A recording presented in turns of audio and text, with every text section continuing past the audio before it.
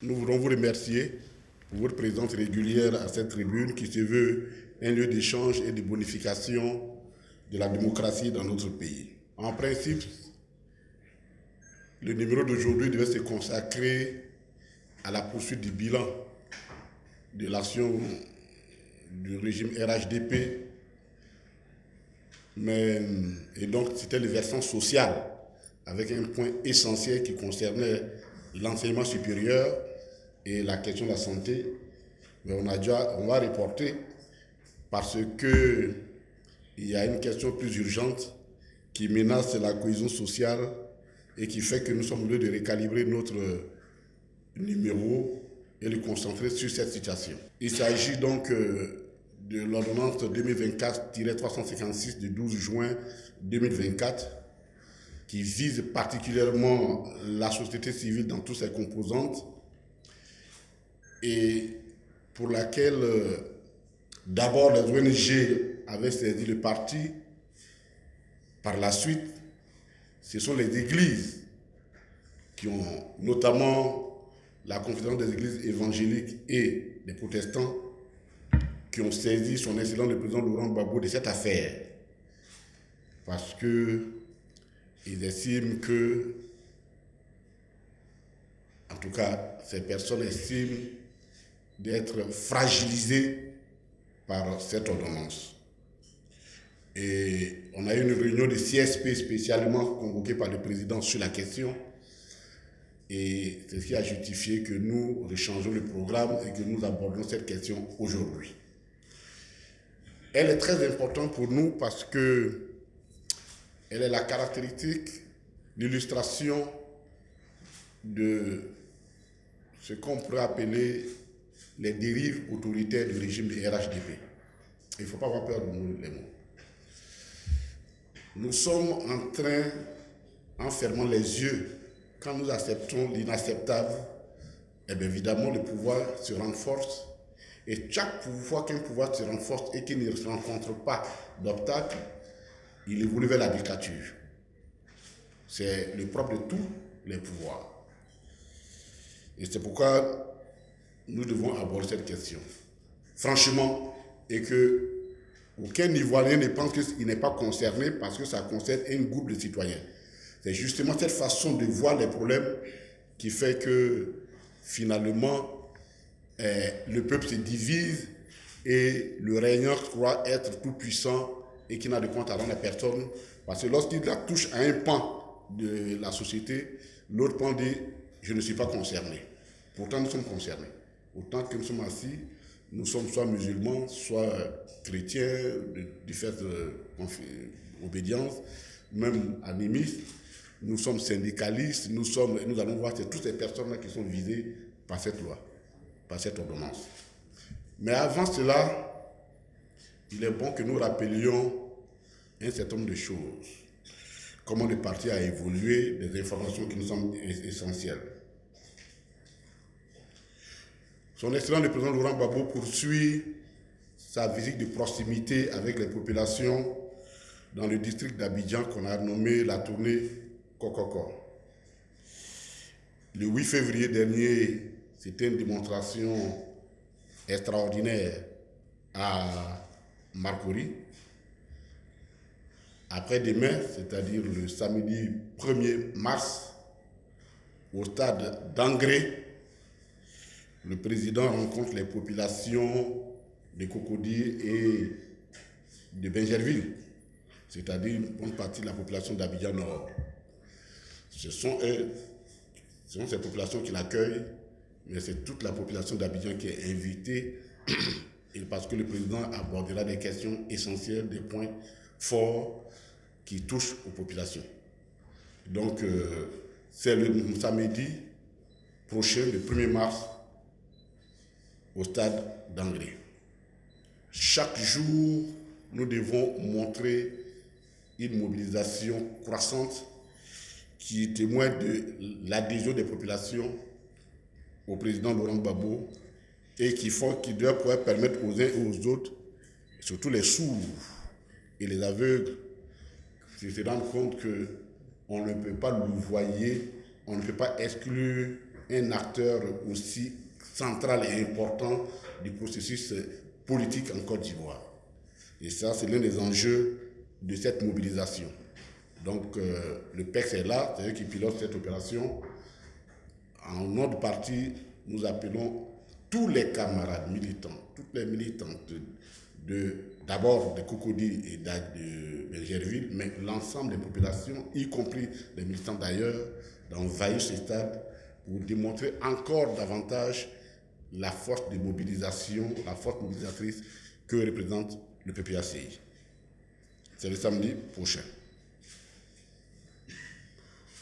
Le 15 février, on n'a pas le choix, parce que les femmes mènent la danse dans cette affaire-là, ces temps-ci. Après les assises remarquables au palais de Bernard Dadier, le 15 janvier, je crois, ou le 11 janvier dernier, nous avons vu une mobilisation extraordinaire des femmes.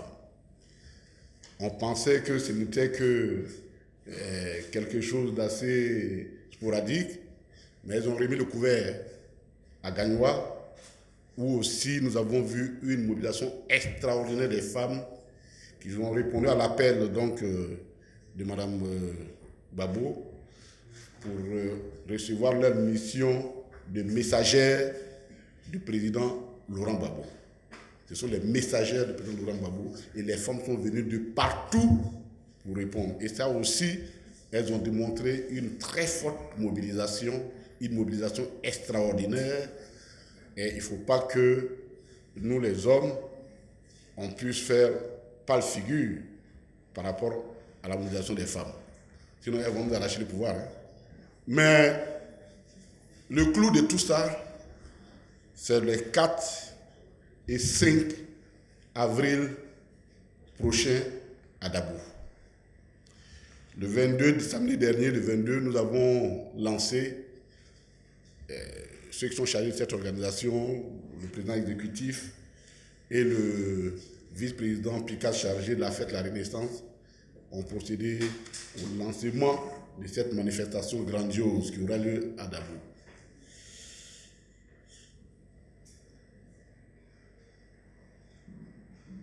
Agboville était une mobilisation déjà inoubliable. Mais là, nous sommes en une année électorale. Nous souhaitons et nous croyons que la mobilisation de Dabou doit pouvoir faire taire ou alors parler les muets ou taire définitivement les prolixes. Elle doit être une mobilisation extraordinaire.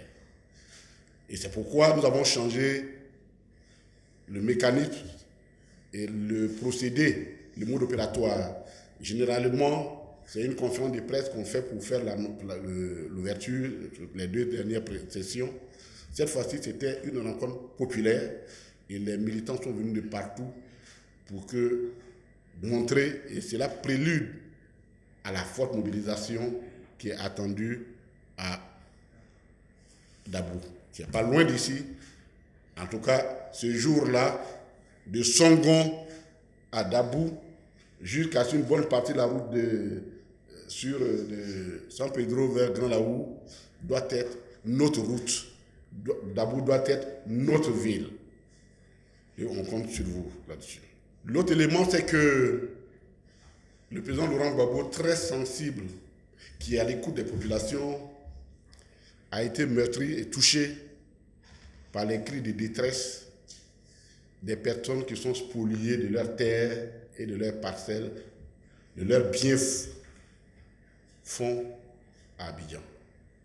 C'est devenu quelque chose d'extraordinaire et de pathétique, parce que lorsqu'on touche à la propriété, il est de coutume de dire que la propriété, c'est notamment immobilière, c'est la première et la dernière chose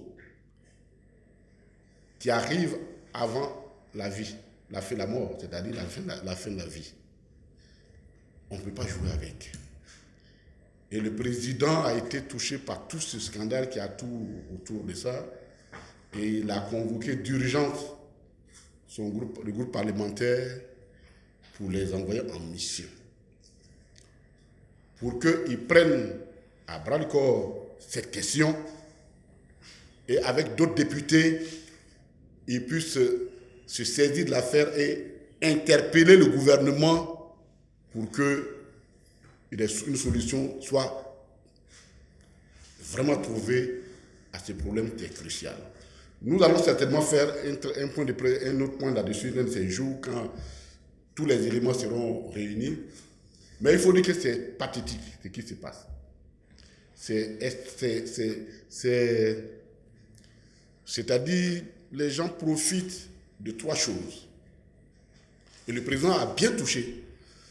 On a voulu faire, et par on ne sait pas jusqu'à aujourd'hui, qu'est-ce qui justifie cet aveuglement, cette volonté absolue et incompréhensible de vouloir faire d'Abidjan le seul lieu, le seul pôle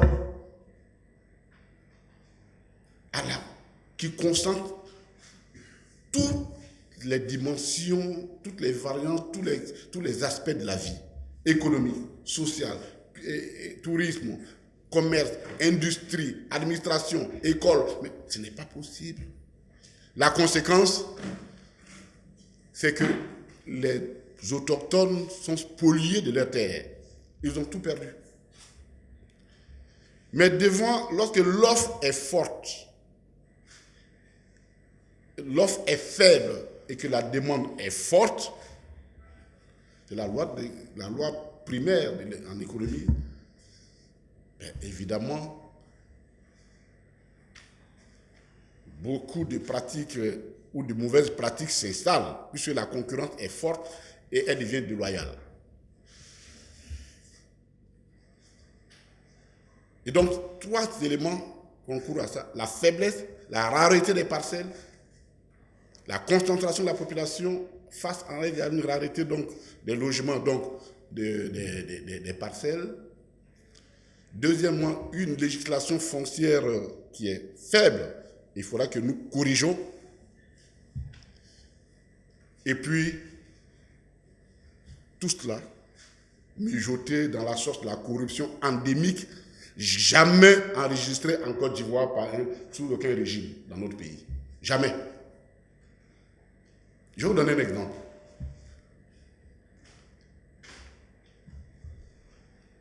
Une dame, une haute autorité de ce pays, qui est un haut fonctionnaire, sortie de l'ENA fraîchement, a acquis un terrain au village d'Anono. La dame, elle s'appelle Loboshi. Elle s'appelle Ake Mondon Loboshi, épouse Seka, elle, Lydie. Et dans le guide villageois, elle a mis elle, parce qu'elle ne pouvait pas écrire tout Lydie. Il s'est trouvé que quelqu'un est passé, allait faire une fausse carte d'identité en changeant le L en Léon, mais en gardant tout le nom. Or, le nom Loboshi, là, enfin, Madame Monet, Loboshi, là, c'est un nom de femme, non? Agnès. Loboshi, là. Bon. Loboshi, on m'a expliqué, on dit que c'est la femme qui porte le monde. Le monde. La femme du monde. Donc, c'est un prénom attitré pour une femme. Mais comme ils veulent tricher, ils ne savent pas que c'est un prénom pour une femme, ils donneraient ça à un homme. C'est-à-dire, le L là, qui est Lydie là, comme ils ne savaient pas ce que ça veut dire, ils ont transformé Lydie là par Léon. Et donc, le gars s'est fait appeler Ake Mondon, Loboshi, Léon.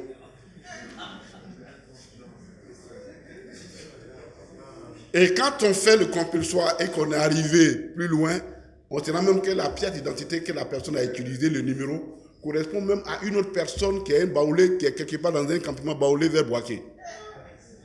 Mais la personne a accédé. C'est pour vous dire à quel point, même en trichant, les gens ne se gênent même pas. J'ai dit ça parce que, il y a plus ce cas, il y en a tellement, c'est tellement grossier qu'un homme se fasse appeler, se donne le prénom d'une jeune fille, sans savoir qu'il s'agit d'une jeune fille pour aller faire un document, et puis ça prospère. C'est tout ça là qui pose problème. Et le président a réuni ses députés et leur a dit, prenez ce dossier en main parce que cela est très important. Vous êtes dans votre maison le lendemain, vous êtes même dans la propre maison. Vous sortez, quelqu'un a mis du sable devant votre maison, il dit que c'est sa maison, il va construire là-dessus. Oh, vous êtes déjà même dans la maison. Il faut que nous finissions avec ça. Et le président, et le parti va aider les députés pour leur donner toutes les informations afin que ce dossier-là, ils puissent le prendre à bras le corps. Ça, c'était les préliminaires. Nous avons dit que nous sommes dans des excès. Avec le RHDP, nous vivons toute forme d'excès et parfois de manière insultante pour le peuple. C'est-à-dire, il y a de l'arrogance insultante pour le peuple. Je ne sais pas combien d'Ivoiriens ont vécu ce qui s'est passé le mardi 25 dernier. Je ne sais pas combien d'Ivoiriens se sont sentis heureux ou du moins se sont sentis humiliés par ce qui s'est passé sur la première chaîne de télévision au cours d'un débat qui intéressait toute la nation et même au-delà. Notre parti était représenté par, au sommet, le président exécutif de notre parti, c'est lui qui représentait notre parti à ce débat, qui devait porter sur la révision de la liste électorale. Mais sans égard, aucun égard, mais avec une irrévérence insupportable. La représentante de la CEI, en pleine émission, 36 minutes après, a quitté le plateau, mais sans même la moindre excuse vis-à-vis des Ivoiriens. Sous le prétexte qu'un préalable posé par le représentant du PDCI, qui finalement avait été accepté, portait préjudice à l'honneur de la CEI. Est-ce que vous imaginez? C'est-à-dire une institution financée par les fonds publics croit avoir un honneur et un ego plus élevé que l'honneur des Ivoiriens qui regardaient la télévision et sans respect pour elle. Cette personne. De surcroît, la personne représente le barreau. Donc, une opinion neutre. Une opinion neutre dans les... Pour moi, j'ai été scandalisé. Et jusque-là, j'observe qu'il n'y a même pas la moindre lettre d'excuse. Enfin, je ne sais pas si vous en avez eu une. Ni de la RTI, ni la CEI. C'est inacceptable ça. C'est inacceptable ça. C'est même insultant, c'est irrévérencieux.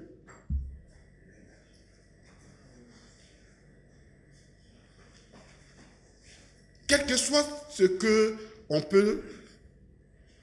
le jugement qu'on peut porter au préalable soulevé par le représentant du PDC qui ne manquait pas d'arguments pertinents pour le soutenir, rien ne peut justifier le comportement de la représentante de la CEI.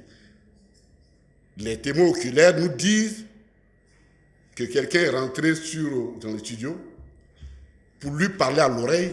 Donc c'est une instruction venue du sommet de sa hiérarchie pour lui dire de quitter le plateau. Ceux-là, c'est eux qui croient qu'ils veulent organiser nos élections pour nous. Mais qui n'ont aucun respect pour personne.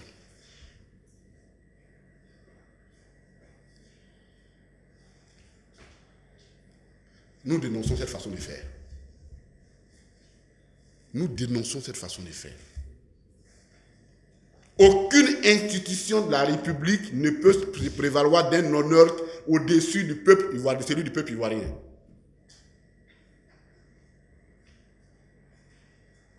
Ça manquait d'élégance, ça manquait de morale, et je n'en vais pas en dire plus, mais pour tout résumer, c'était insultant pour le peuple.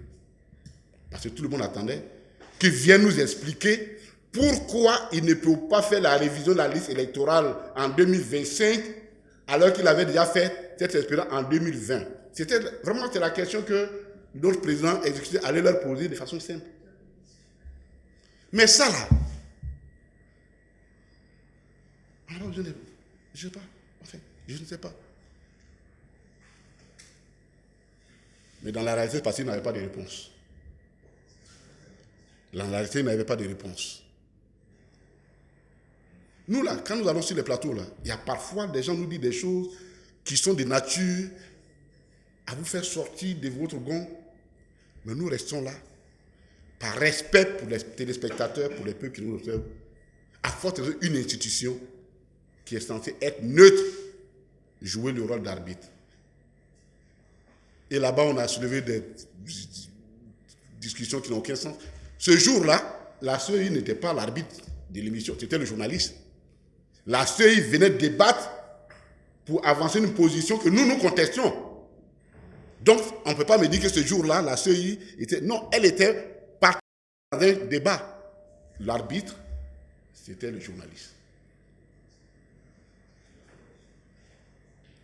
Mais au-delà de cette dispute que vous trouverez occasionnelle, mais dans la réalité, au-delà de ça, il faut lire ça au-delà, c'est un manque de confiance totale entre l'opposition et la CEI. Cette dispute-là n'aurait jamais atteint ce niveau-là s'il n'y avait pas ce déficit de confiance à raison que l'opposition manifeste vis-à-vis de la CEI. Et la CEI elle-même, dans son comportement tous les jours, ses réflexes, elle ne s'en rend pas compte parce que nos gestes sont toujours guidés par soit notre conscience ou bien notre subconscient. Mais le comportement d'hier, la dernière fois, c'est véritablement le comportement du RHDP. Ce n'était pas la CEI, c'est une fédération, ou en tout cas, comment ils appellent les choses, le RHDP qui était là. Et la CEI se comporte exactement comme ça. À partir de ce moment-là, nous, au PPACI, nous sommes fondés, ça donne de l'eau à notre moulin quand nous demandons que cette CEI-là, elle ne peut pas organiser des élections en Côte d'Ivoire. Il faut qu'elle soit dissoute. C'est tout simple que ça. Et la plus grande illustration, c'est ce qui s'est passé ce jour-là. Nul ne peut se donner une autorité ou même un honneur au-dessus de celui du peuple.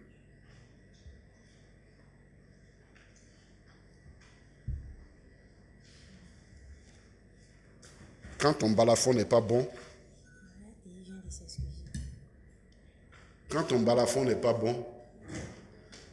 tu ne sais pas bien ton balafon. Quand tu l'étapes, il faut éviter de faire du vent. Parce que tous les derniers gars vont t'exciter. Ton balafon, déjà, le son n'est pas bon. Et puis toi, tu l'étapes, tu fais du vent. Mais les gens vont partir te laisser avec ton balafon. C'est comme ça la CEI fait.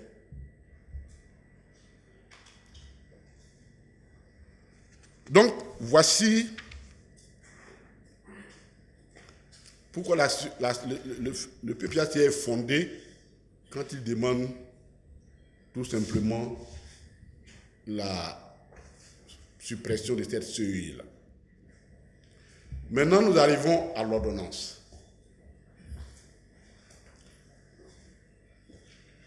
L'ordonnance, je reprends 2024-356 du 12 juin 2024, est décriée par tous les acteurs de la société civile. D'abord, les ONG nous ont déjà saisis. Plus d'une fois, on a eu des réunions avec la direction du parti. La RT, on vient de dire que la RT vient de s'excuser. Merci beaucoup. En tout cas, je suis heureux que la RTI ait pu le faire.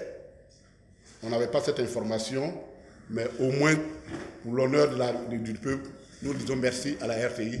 Nous leur disons aussi merci. Au moins, ils connaissent leur responsabilité vis-à-vis du peuple. Nous leur disons merci d'ici.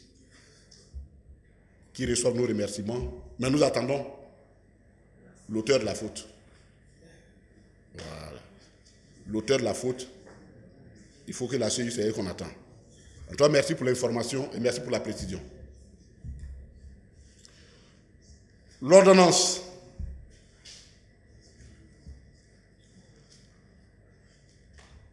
Quel est le contexte de cette ordonnance? Vous savez, dans la Constitution ivoirienne, à l'article 26, la Constitution ivoirienne, du 8 novembre, la Constitution taillée, écrite par monsieur le chef de l'État actuel, la société civile est considérée comme faisant partie de ceux qui font la promotion à la fois de la liberté d'opinion, donc, et puis du développement économique. C'est écrit noir sur blanc. Donc, cette constitution renforce la société civile, l'existence de la société civile. Mais il se trouvait que c'était seulement la loi de 1960, la loi 315, 60-315 du 21 septembre 1960, relative aux associations qui étaient encore appliquées à la société civile. Manifestement, cette loi ne répondait plus aux aspirations, du moins au niveau qu'a atteint, le niveau qu'a voulu donner l'État de Côte d'Ivoire aux associations.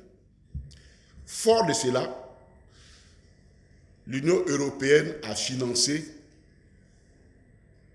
une réflexion pour qu'on rédige une loi pour régir la société civile. Même ça, c'est l'Union européenne qui finance.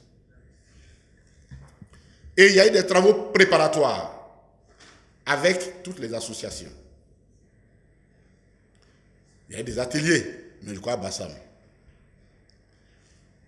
Et au moment où les conclusions de certaines ont été portées au gouvernement et que les participants, la société civile, attendaient le retour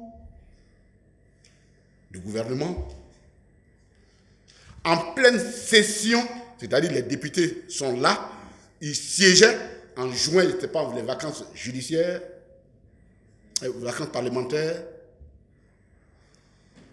Le chef de l'État, comme à son habitude, il s'assoit chez lui à la maison et il prend une ordonnance pour légiférer, pour régir la vie, le fonctionnement et l'existence même de la société civile. Ça, c'est le premier problème. Mais il y a quel problème qui fait qu'on ne pouvait pas, alors que les députés étaient là, on ne pouvait pas envoyer ce débat-là au niveau des députés. Mais il y a une raison, on verra ça.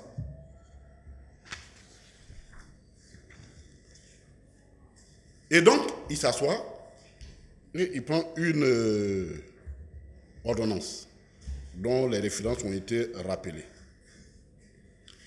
Dès que cette ordonnance a été prise, immédiatement, les ONG nous ont rencontrés. Et ils ont formulé des griefs.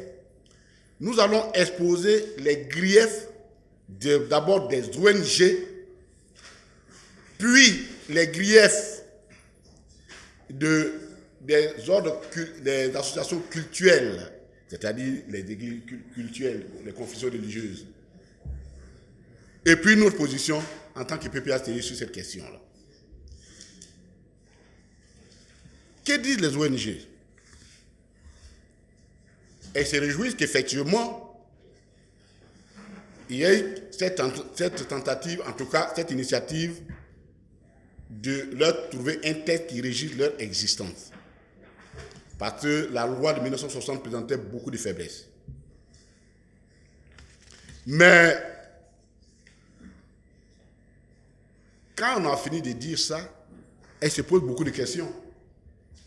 La même question que nous nous posons. Pourquoi c'est par une ordonnance, alors que tel que la Constitution a formulé, à le niveau qu'a donné la Constitution à la société civile, pour la société civile, c'était une loi organique qui devait régir leur existence, puisque plus ou moins la Constitution, et c'est l'article 102 qui le dit, hein, j'aurais bien voulu le dire totalement pour vous, l'article 102, dit la Constitution que les lois organiques sont celles qui ont pour objet de préciser ou de compléter les dispositions relatives à l'organisation ou au fonctionnement des institutions, structures et systèmes prévus ou qualifiés comme tels par la Constitution. C'est l'article 102 de la Constitution. Or, justement, la Constitution qualifie la société civile de système et de structure. Donc, pour eux, ce qu'ils devaient suivre, c'était une loi organique et non pas une ordonnance. Parce que la loi organique, elle est plus forte et puis elle soulève un débat et son adoption nécessite donc une majorité un peu plus renforcée que la loi ordinaire. Ça, je m'en tiens à chose. Deuxièmement, ils estiment que les dispositions contenues dans cette ordonnance, c'est un recul démocratique en Côte d'Ivoire. Par exemple, la reconnaissance officielle, c'est-à-dire, ils disent, quand vous déposez une demande pour être reconnu comme une organisation de la société civile, il faut un temps pour qu'on puisse vous donner un récépissé, on puisse valider. Ils n'ont pas prévu le temps dans cette ordonnance. C'est-à-dire, le ministère choisira, si Koné Katine vient avec une ONG, si ça ne lui convient pas, il prendra le temps qu'il faut. Et si Y vient avec une autre ONG, ça lui convient, on lui donnera son récépissé. Or, tant que vous n'avez pas été reconnu comme tel, vous n'avez pas été autorisé. Certes, vous pouvez agir, parce que nous avons le régime de la déclaration préalable, mais vous ne pouvez pas être en justice parce qu'on ne vous a pas encore conféré la personnalité juridique. Rien n'est prévu pour protéger les acteurs des droits de l'homme. Alors qu'il y avait la loi, en 2014, il y a une loi qui a été prise pour les protéger, mais l'ordonnance est venue pratiquement faire taire cette loi-là.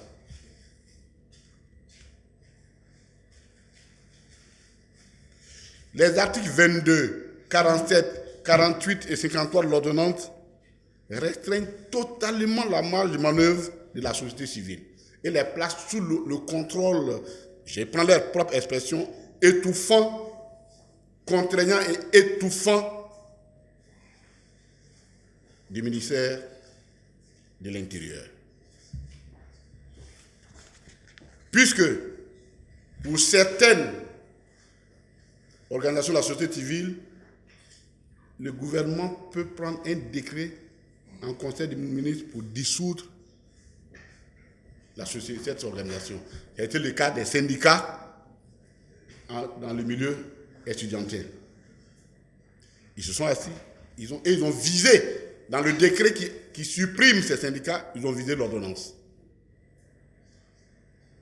C'est l'occasion pour nous de vous rappeler quelles sont les personnes qui sont visées par l'ordonnance. C'est pourquoi il faut faire très attention quand ça sonne, on n'est pas concerné.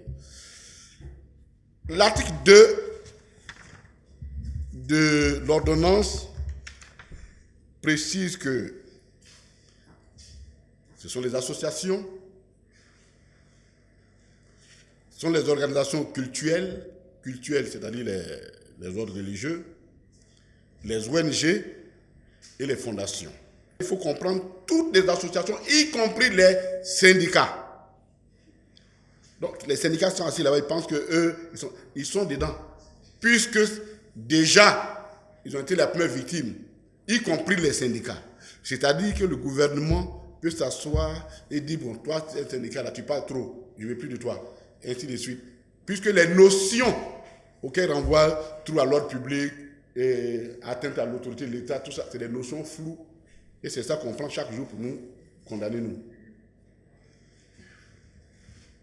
Donc, les syndicats.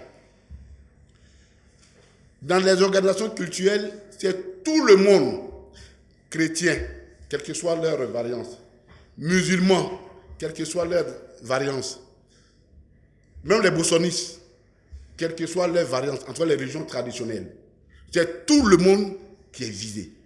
Et particulièrement pour la société, pour les églises, c'est encore plus grave, puisque eux-mêmes, on peut les interdire par simple arrêté du ministre de l'Intérieur.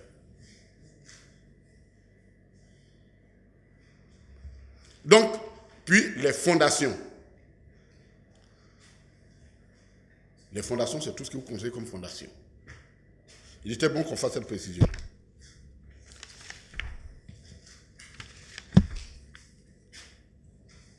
Et l'ordonnance a donné un mois, un an aux ONG, en tout cas aux associations de la société civile, de se conformer à cette ordonnance. Or, il y a des dispositions dedans, des obligations qui pèsent sur ces sociétés-là, qui ne relèvent pas de leur fait. Si tu ne fais pas ça, après non, tu vas payer une amende de 1 million. Pour un pays endetté, 1 million, ça compte beaucoup.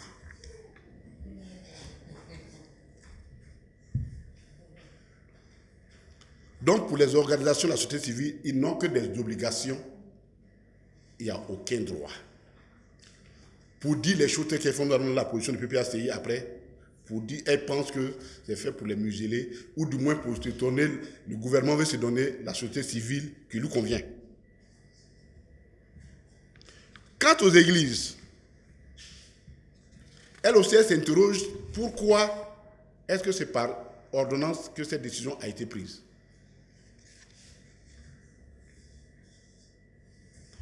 Mais de façon spécifique, les églises, elles ont quelques soucis.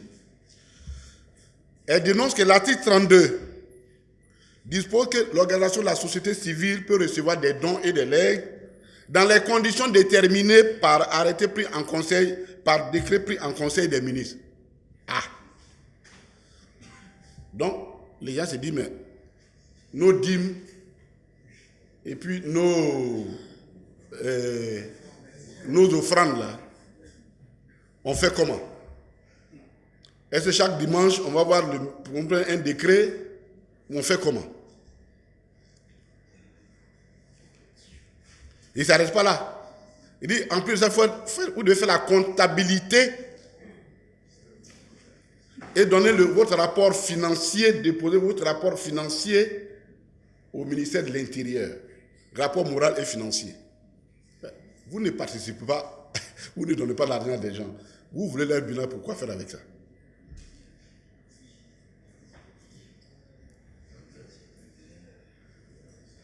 Deuxième élément, que les églises contestent.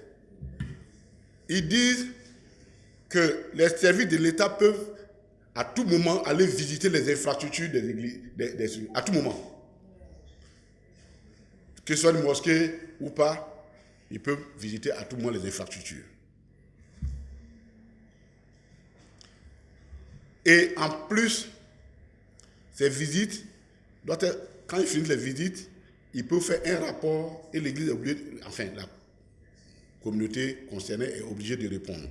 Donc ils doivent faire un rapport, eux aussi les églises chaque année, pour déposer au ministère de l'Intérieur. Pas les églises, toutes les confessions religieuses. Alors, je me pose bien la question, la mienne, au village là-bas, nous les poros là, on ne sait pas comment on va faire pour nous là. On va envoyer ça en Sonifo, on va écrire ça en Sonifo, ou bien on fait quoi pour leur envoyer? Bon.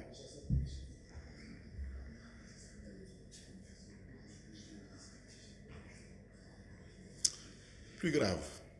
L'article 77 de cette ordonnance dit que pour recevoir, lorsque une confession religieuse doit recevoir un orateur d'un pays étranger, il faut que l'identité de l'orateur et ce qu'il va dire soit porté à la connaissance du ministère de l'Intérieur un mois avant son arrivée. Alors, les confessions religieuses disent, mais c'est quelle histoire ça? Pourquoi on nous impose alors que ceux qui sont dans le show business, par exemple, quand ils viennent chanter, on ne sait même pas d'où ils viennent, ils chantent. Mais pourquoi eux, là, spécialement, on leur demande ça? Donc, chaque orateur qui doit venir, qu'il soit musulman, qu'il soit protestant, évangélique, catholique, tout ce que vous voulez manger, un mois avant, on doit identifier son nom et quel est le discours qu'il va venir tenir. Ça, c'est l'article 77.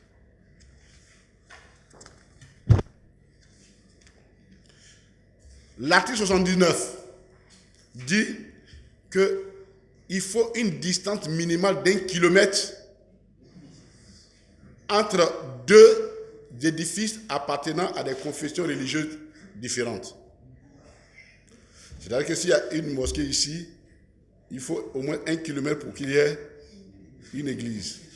S'il y a une église ici, chez les protestants, il faut 1 kilomètre pour trouver une église catholique ou évangélique, ainsi de suite. Bon, vous avez fini de prendre toutes les terres ici maintenant. Ils vont faire comment? Et les églises qui ont saisi le président, ce que je vous dis là, c'est la lettre, je ne fais que lire la lettre que les églises ont écrite au président Laurent Gbagbo. Je ne fais que je suis en train de lire. On ne fait même pas encore de commentaires, nous on fera nos commentaires par la suite. Il dit, mais vous nous demandez ça alors que les maquis là sont alliés, les cinémas sont alliés. Pourquoi spécialement nous les églises là, enfin nous les confessions religieuses, vous nous imposez cette distance là?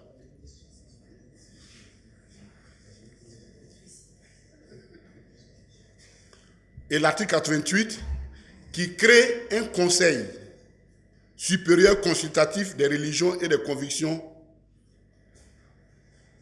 On ne sait pas comment ça va se faire, ça aussi. Je ne sais pas. Donc, ils se posent la question, mais comment tout ça va se faire?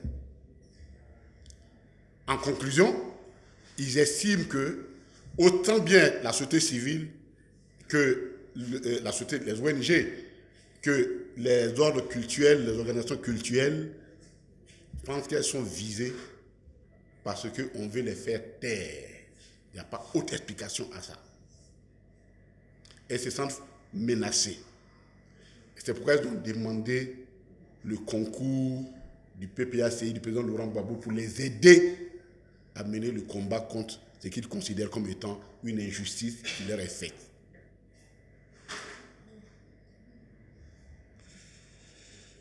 Alors, quelle est la position du PPACI sur cette question? Pour nous,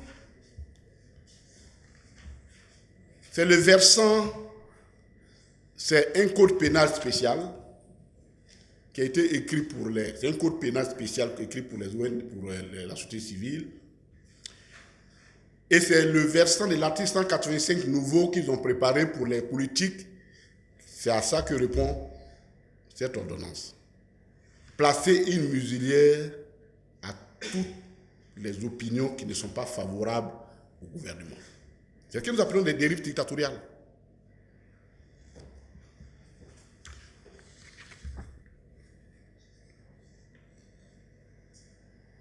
En fait, le gouvernement, pour le PPAC, le gouvernement veut se donner les moyens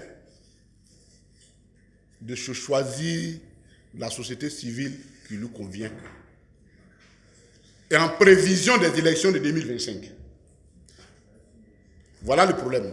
Pourquoi on les a précipité ça? En prévision des élections de 2025. Parce que c'est simple. Si une ONG c'est là pour dire les élections étaient mal, il y a une fraude là-bas, on va dire c'est trouble à l'ordre public. Parce que trouble à l'ordre public là, on va revenir là-dessus. C'est une, comment on appelle? C'est une infraction générique. C'est une infraction générique. Tels propos tenus par telle personne sont acceptés en Côte d'Ivoire et même applaudis. Mais lorsque la même personne change de camp et qu'elle tient les mêmes propos contre eux, ça devient diffamatoire. Ça devient pénal. On peut saluer quelqu'un en Côte d'Ivoire pour dire merci, le peuple de Côte d'Ivoire te dit merci parce que tu as insulté Gbagbo et les autres. Et la même personne peut être poursuivie si elle arrête d'insulter Gbagbo et insulte quelqu'un d'autre. Le camp. C'est dans ça que nous sommes. Et c'est ça qui est le vrai problème de notre pays. La gouvernance du RHDP. Donc pour nous, au PPA, c'est cette ordonnance-là. Il faut la comprendre comme les condamnations qu'on prononce contre nous. Rappelez-vous que Picasse, Koua, Lagui Hippo et consorts ont été condamnés à 10 ans d'emprisonnement,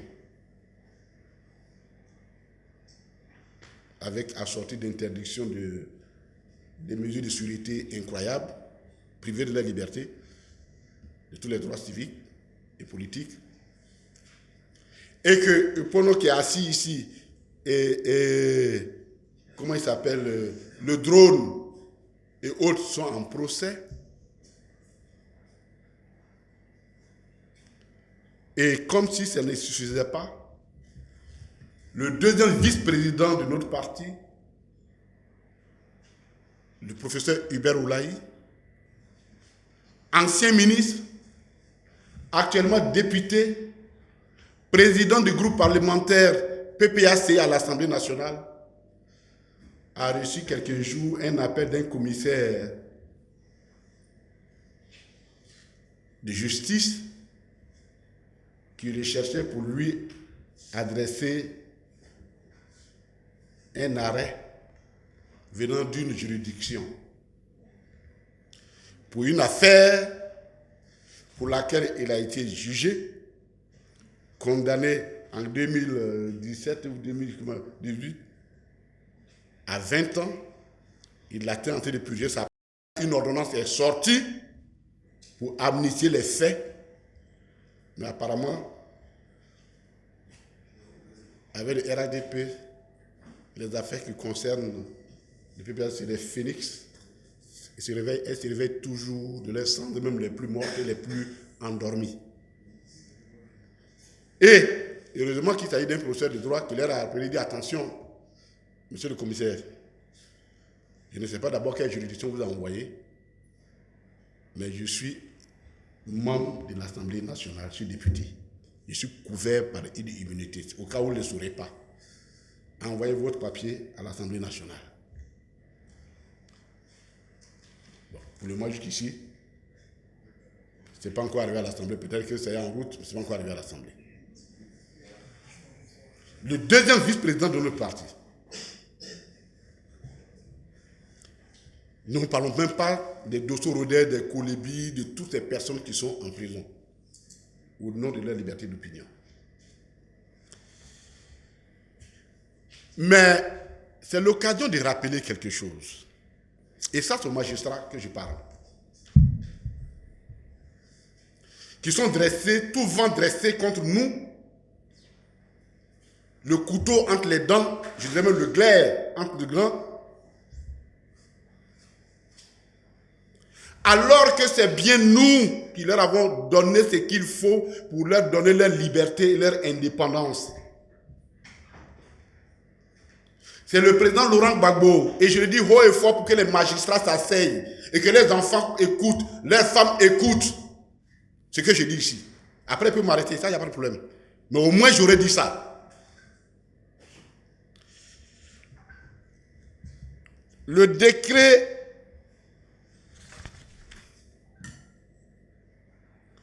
2008-15 du 11 février 2008, c'est par ce décret que le président Laurent Gbagbo, qui voulait renforcer l'indépendance des juges pour les soustraire de toutes les pressions et de toute forme de corruptibilité et leur donner leur dignité, a pris cette ordonnance pour en faire le corps le mieux payé de la Côte d'Ivoire. Les magistrats sont en toute proportion gardée dans la fonction publique. Tous les fonctionnaires, je dis bien tous les fonctionnaires, les magistrats sont les mieux payés. C'est le président Laurent Gbagbo qui l'a voulu ainsi par ce décret. Et je vais vous lire ce qui avait été écrit en son temps par le journal Le Réveil, en son temps, qui n'était pas, je ne parle pas de notre voix, je parle du Réveil en 2008. C'est un véritable cadeau massif que Laurent Gbagbo vient d'offrir aux magistrats de Côte d'Ivoire, en leur octroyant des augmentations de salaire et des avantages qui donnent vraiment le vertige en ces temps qui courent. Plus loin, le même article du dit journal affirme qu'il s'agit d'un régime vraiment spécial qui met les magistrats à l'abri de tout souci financier. C'est le journal, le nouveau. Je vais faire un peu pas le nouveau réveil, parce que si j'avais pris notre temps, le temps où on nous aurait dit que c'est partisan. Aujourd'hui, c'est à partir de la grille des salaires des magistrats qu'on fiche sur le salaire des élus, des ministres, et en y ajoutant des coefficients. C'est le sommet. Mais le président Laurent Gbagbo, quand nous le disons, ce n'est pas parce que nous attendons une gratitude particulière à notre égard. Mais au moins, on veut qu'ils aient une reconnaissance vis-à-vis de la noblesse de leur fonction. Qu'ils aient un regard vis-à-vis d'eux-mêmes, la noblesse de leur fonction.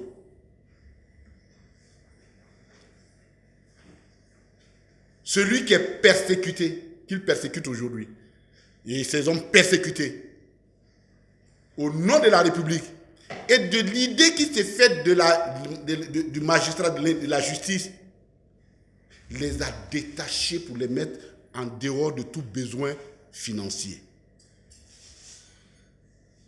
Donc, leur soumission actuelle au pouvoir de RHDP, c'est leur faire à eux, les magistrats. Personne d'autre ne peut régler ce problème qu'eux-mêmes, puisque ce qui pouvait être fait, on l'a déjà fait pour eux. C'était un rappel.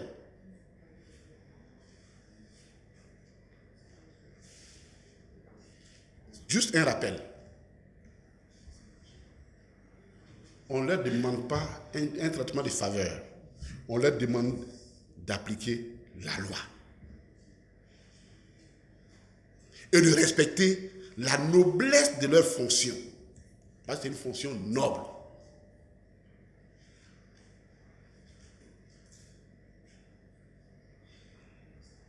C'est pourquoi moi j'ai toujours dit, moi je n'accuse jamais le procureur.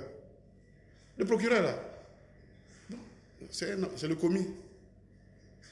Et c'est pourquoi d'ailleurs dans la réforme que nous proposons au niveau du PPACI, sur le programme du gouvernement, nous allons requalifier la fonction du procureur. Le procureur, sa place n'est pas au tribunal. Le procureur, sa place est dans un autre bâtiment qu'on appelle donc le parquet pour régir donc et organiser la police judiciaire et ainsi de suite.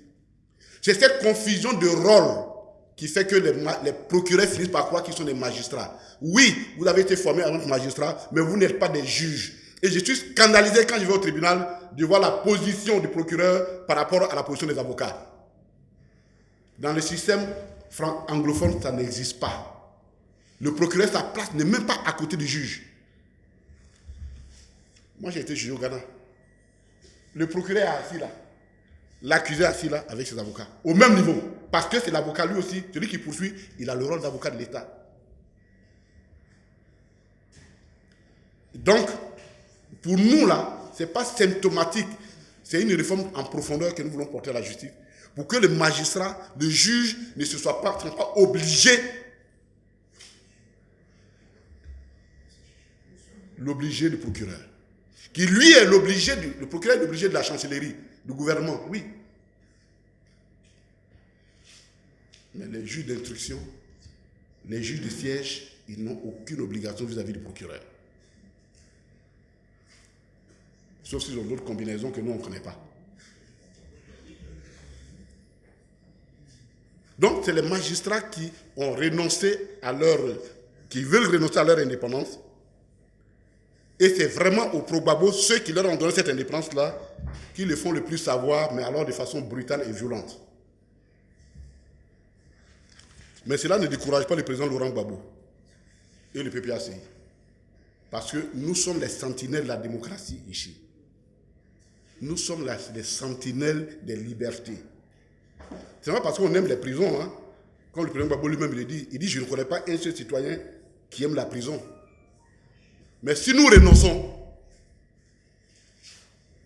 alors nous devrons renoncer à notre combat qu'on a commencé officiellement en 90, mais pour d'autres bien longtemps. Au vu de tout cela, le PPACI, son excellent le président Laurent Gbagbo, le PPACI, assure l'ensemble des acteurs de la société civile de leur soutien total Nous sommes avec la société civile.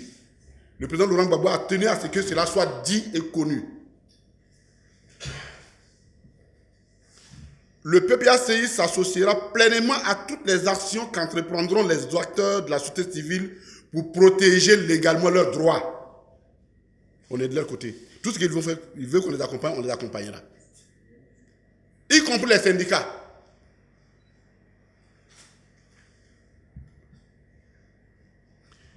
Le PPACI invite tous les acteurs de la société civile à prendre conscience de la précarité dans laquelle ils sont placés par l'ordonnance en question. Et il les appelle à œuvrer ensemble. Parce que ce n'est pas la peine que chacun vienne avec sa petite requête. Ensemble, nous avons ici, là, nous avons une vice-présidence chargée, secrétaire général vice-président chargé de la société civile. C'est lui qui est assis ici, c'est lui qui gère ça. Il faut qu'ils se mettent ensemble, religieux, société civile, syndicats et autres, parce que c'est dans l'unité que nous pourrons les accompagner utilement.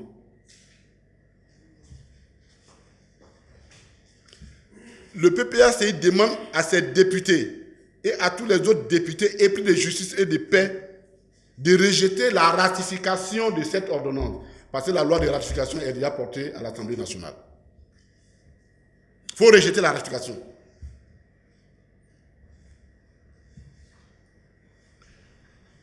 Le PPACI se rapprochera de toutes les associations et les organisations visées par cette ordonnance pour convenir avec elles des démarches et des actions à mener pour obtenir le retrait de cette ordonnance.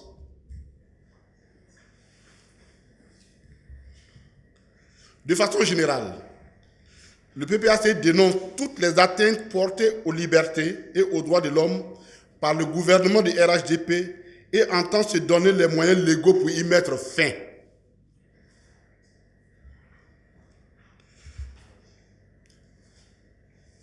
Là, je le dis sous le regard du président exécutif. À cet effet, le PPACI enverra dans les tout prochains jours des délégations sur l'ensemble du territoire national pour sensibiliser les populations à cette cause. Le PPACI interpelle le gouvernement sur les risques qu'il fait courir à la paix sociale avec ses agissements antidémocratiques et engage sa responsabilité, celle du gouvernement bien sûr, totale et pleine des conséquences qui s'en suivraient, qui pourraient s'en suivre. Le PPACI demande à l'Union européenne, qui a financé ces travaux, d'interpeller le gouvernement. C'est nous qui avons financé votre produit là. Ce n'est pas ce pourquoi nous avons financé. Surtout que aux EPU, ce qu'on appelle les évaluations périodiques universelles de la situation des droits de l'homme dans le monde de l'ONU, la Côte d'Ivoire a été sévèrement critiquée, y compris par l'Union européenne, pour cette ordonnance-là. Tout le monde est unanime pour dire qu'elle est liberticide et l'antidémocratique. Il faut tirer les conséquences.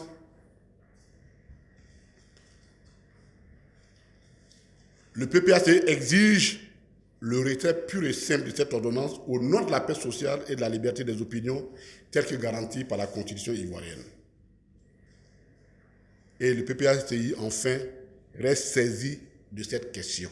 Fermement et vivement saisi de cette question parce qu'il s'agit des questions qui portent sur la liberté et la démocratie. Nous vous remercions pour votre aimable attention. Vous savez, c'est quelque chose d'extraordinaire dans nos pays, surtout les pays africains. Quand il y a un péril réel ou supposé, les régimes politiques africains ont toujours cette manie particulière de pouvoir le transformer en instrument de persécution de ses opposants. Mais si la question était de lutter contre le blanchiment d'argent, pourquoi ils ne vont pas à l'Assemblée nationale? Qu'est-ce qui aurait empêché, puisqu'ils sont majoritaires à l'Assemblée, d'envoyer au moins ce débat à l'Assemblée nationale? Non.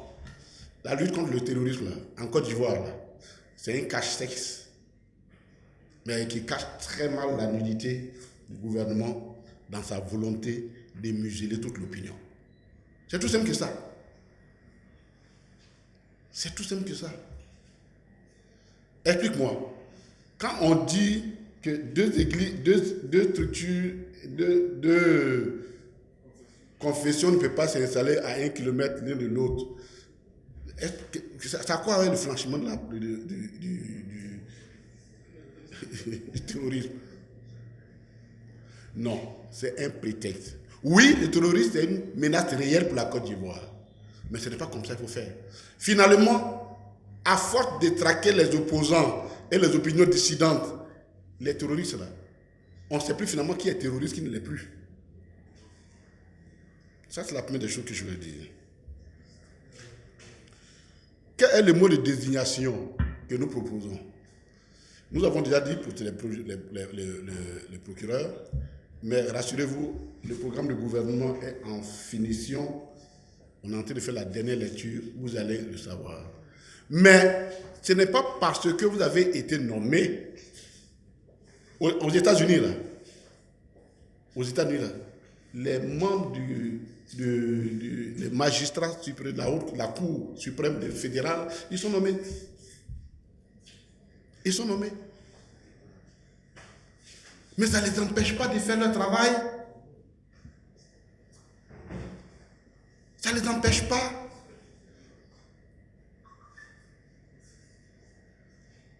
Donc, c'est justement ce que le président a voulu faire en disant, bon, écoutez, comme vous dites que vous êtes fragile, on dit, bon, on vous donne l'argent ici, vous êtes influencé par les décisions, ainsi de... Bon, je vous donne les moyens.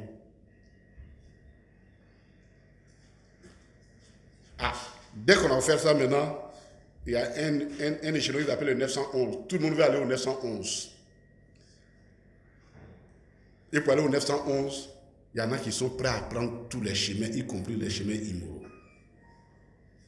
Le 911, quand tu es là-bas, tu atteins la haute hiérarchie, donc ton argent devient beaucoup. Donc chacun veut passer par là. Non, la question de l'indépendance de la justice, ce n'est pas... Oui, peut-être que le mode, pour un certain nombre de choses, il y a certains éléments qu'on peut corriger, mais tout relève de ce comment le magistrat, conçoit lui-même sa mission.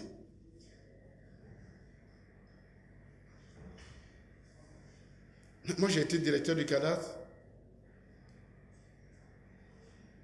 mais j'ai envoyé ma fiche d'impôt au président Laurent Gbagbo. C'est lui qui m'a nommé, hein. En bas là, c'est Laurent Gbagbo. Les impôts arrivent là, on dit que c'est la loi, ils payent. Et un jour, un DG d'une de ces régies a dit, tu sais, les gens disent qu'on a fait des miracles à la tête au moment difficile quand nous dirigeons ces régies. Mais c'est parce qu'on avait un patron extraordinaire. Puisque lui-même, il est le premier à réclamer ses avis d'imposition. Toi, tu es DG. Le président a pris ta paix et dit, bon, toi, envoie-moi, il est temps de payer mes impôts, envoie, j'ai payé. Mais quand le président a fini de payer, là, donc, tu as peur de qui encore? C'est toujours la tête qui donne l'exemple. Donc, la nomination n'est pas un moyen de bloquer. Le mode opératoire pour nommer les magistrats n'est pas la condition. S'il dit que cela joue là-dessus, c'est possible, mais je ne crois pas que ce soit le fait le plus important. Il y a d'autres éléments qui rentrent en ligne de compte. Il y a d'autres éléments qui rentrent en ligne de compte. C'est vrai que nous sommes informés de beaucoup de ce qui se passe là-bas, hein? Mais il y a d'autres éléments qui rentrent en ligne de compte. Donc, pour le mode opératoire de désignation, nous avons des idées qui sont déjà consignées dans notre programme de gouvernement. Quand vous allez sortir, vous le verrez. Effectivement, c'est innovant. On est obligé de tenir compte de ce qui se passe et de trouver des solutions, puisque finalement, eux, ils ne peuvent pas assumer leur indépendance. On est obligé de les aider pour assumer leur indépendance. Donc, effectivement, il y a des réflexions qui sont menées, mais souffrez que le président Laurent Gbagbo ne m'a pas encore donné l'autorisation d'en parler, que je puisse le faire ici. Oui, vous savez, le jeu de la démocratie, là, c'est ça, le jeu de la démocratie. Ils sont nombreux. Ils sont les plus nombreux que nous à l'Assemblée nationale. Oui. Mais au moins, c'est la forme. Ce qu'on leur demande là, c'est de respecter au moins la forme. Parce que les ordonnances, ce sont des mesures exceptionnelles. Je rappelle que comment fonctionnent les ordonnances. Nous sommes dans un régime présidentiel. Il y en a même qui disent présidentialiste à cause de la forme exorbitante de l'exécutif. Et dans ce régime, les pouvoirs sont séparés, nettement séparés. L'exécutif, le législatif et le judiciaire. Il y a des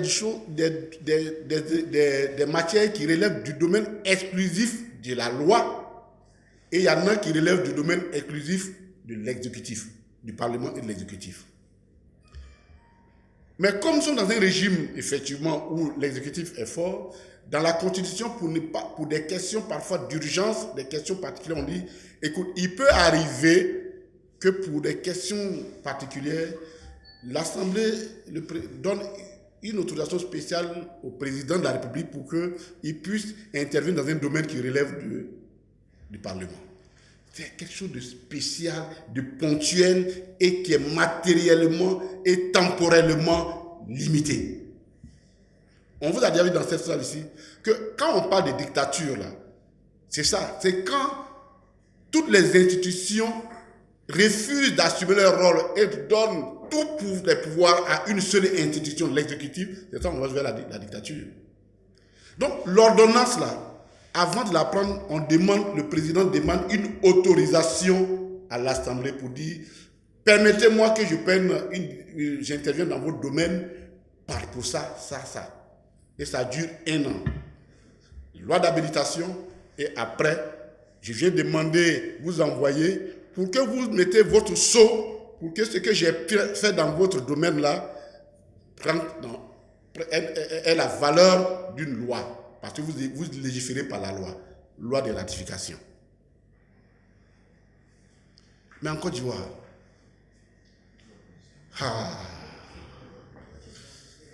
c'est l'Assemblée qui demande une loi d'habilitation à l'exécutif pour pas une loi.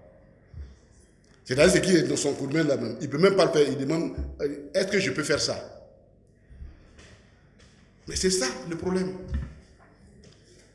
Mais nous sommes dans la lutte politique. La lutte politique, c'est toujours une bataille continue. La dernière fois, j'ai aimé l'expression du Plipex. On gagne étape par étape. Aussi minime qu'elle soit, c'est une victoire qu'on prend. Ils n'ont qu'à ratifier, mais nous, on va continuer de se battre là-dessus. Et comme on n'est pas seul, les syndicats vont nous aider. Sinon, nous allons aider les syndicats, parce qu'ils sont visés. On va régler les religieux, ainsi de suite. La politique, c'est un rapport de force. C'est toujours un rapport de force permanent.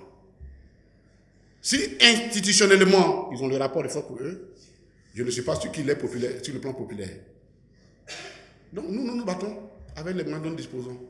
Donc qu'ils le ratifient. Au moins, le monde saura que nos députés ne se sont pas associés à cette forfaiture. Ça, au moins, le monde le saura. Aussi insignifiant qu'ils soient en nombre là-bas, mais ils ne vont pas s'associer à ça.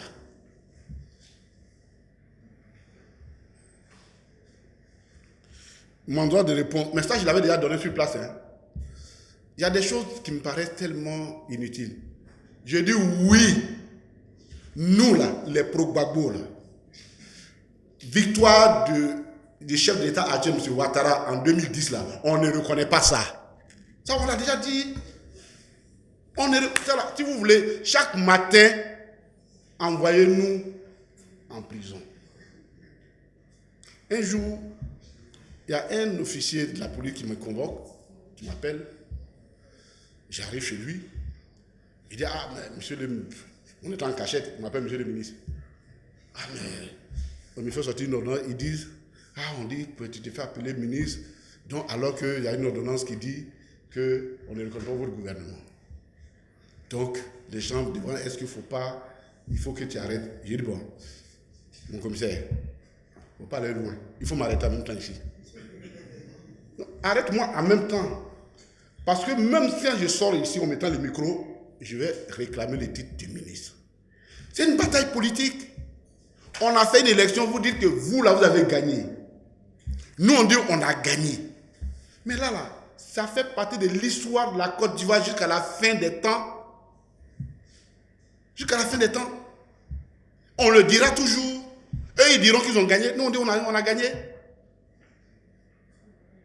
Parce que c'est palable, il n'a jamais été évacué. C'est pas parce que tu es venu me frapper chez moi à la maison que tu as raison. Tu penses que tu as raison. Donc, si tel est l'objectif poursuivi par toutes ces condamnations, ces poursuites, parce qu'on n'aurait pas reconnu oui, nous, on n'a pas reconnu la victoire, je dis bien en 2010. Ce qui s'est passé en 2015, 2020, nous, on n'était pas là. Mais où on était là? Jusque-là, on ne reconnaît pas cette victoire. On dit que c'est nous qui avons gagné. Si vous m'arrêtez aujourd'hui, même en prison, je vais dire ça aux prisonniers. Si vous me sortez et je suis dans la rue, vous me demandez, je dirai la même chose. C'est notre opinion et c'est ça qui fait la démocratie. Opinion contre opinion. C'est ça là, ça mérite d'envoyer quelqu'un en prison pour ça. Ça mérite d'envoyer quelqu'un en prison pour ça. Là, il a dit, Babo là, c'est qu'il a fait là. Il a fait ça en tant que président de la République. C'est écrit noir sur blanc dedans. C'est pas nous qui l'avons envoyé le président Babo à la CPI, hein, c'est eux. C'est un jugement. Avant, on était seuls à en parler. Mais les profs amis, maintenant, on fait même livre pour ça.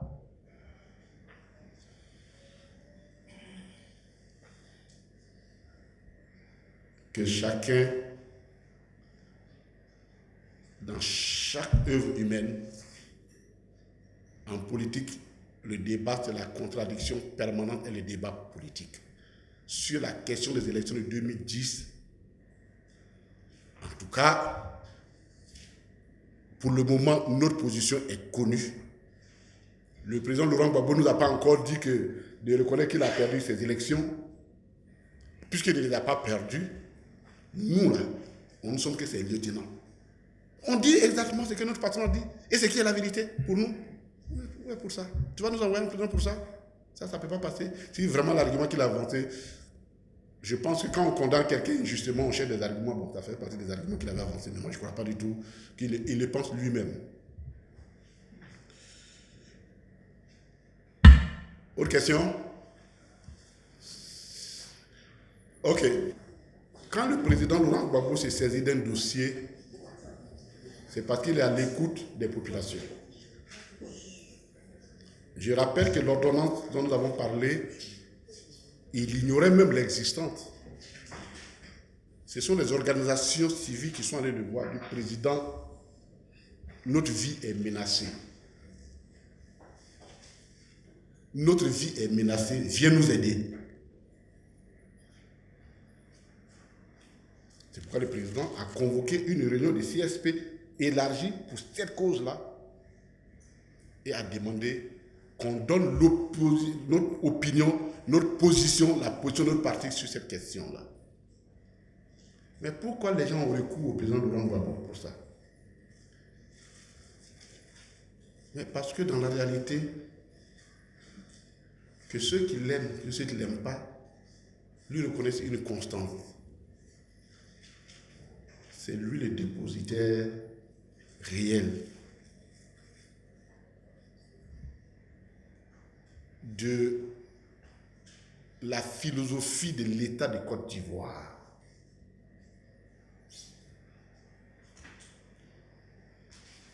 Il apparaît comme le dernier recours des abandonnés. C'est pourquoi ils viennent le voir. Et nous, c'est un honneur pour nous. Ça veut dire que nous sommes dans le vrai. Et que les Ivoiriens continuent de croire en nous. En même temps, c'est un message que nous donnons à ceux qui croient qu'ils peuvent se le voyer, qui peuvent nous tromper le monde et qui peuvent nous écarter du débat politique. Nous sommes au centre du débat politique parce que le président Laurent Gbagbo continue de maintenir, ou du moins de susciter l'espérance des désespérés. L'espérance des désespérés. Et c'est pourquoi il a créé son parti. Et c'est pourquoi nous croyons que le peuple est de notre côté. Et c'est ce qui fonde notre foi certaine à la victoire du président Laurent Gbagbo en 2025. Je vous remercie. Merci.